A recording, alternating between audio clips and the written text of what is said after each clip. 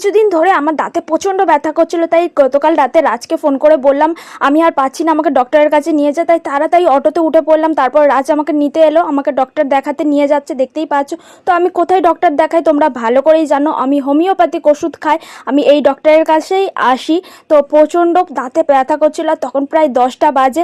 তো চলে এসেছি, তো ডক্টর আমাকে দেখলো, দেখে ওষুধ দিতে গেছে। আর এখানে কত রকম ওষুধ তোমরাই দেখতে পাচ্ছ। তো আমি এই ওষুধ খেলেই ভালো হব, না হলে সুস্থ হব না, কারণ আমি হোমিওপ্যাথিক ওষুধ ছাড়া খেতে পারি না, অ্যালোপ্যাথিক ওষুধ।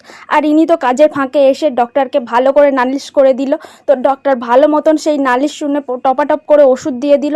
চলো এবার ওষুধ নিয়ে বাড়ি যাই। তার ফাঁকে দেখো কাজের ফাঁকে এসছে, তো হাফ কাজ করে সেই জন্য একটা পার্সেল দিয়ে এলো, তারপরে এখন বাড়ি দিতে যাচ্ছে। তো সমস্ত কাজের ফাঁকে আমাকে ডক্টর দেখিয়ে বাড়ি নিয়ে যাচ্ছে। তো এটাই হলো ভালোবাসার শেষ দিনে, কিন্তু এই ভালোবাসার মানুষটাই থাকবে। তো পরের মিনি ব্লগ নিয়ে আসছি, বাই।